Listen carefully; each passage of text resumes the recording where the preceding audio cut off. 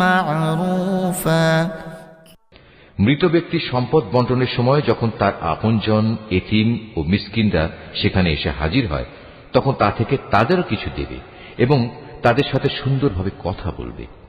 وَلْيَخْشَ الَّذِينَ لَوْ تَرَكُوا مِنْ خَلْفِهِمْ ذُرِّيَّةً ضِعَافًا خَافُوا عَلَيْهِمْ فَلْيَتَّقُوا اللَّهَ وَلْيَقُولُوا قَوْلًا سَدِيدًا।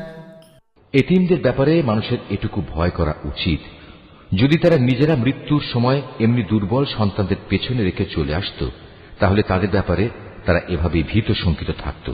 অতএব তাদের ব্যাপারে আল্লাহকে ভয় করে চলা এবং এদের সাথে হামেশাই ন্যায় ইনসাফের কথাবার্তা বলা উচিত।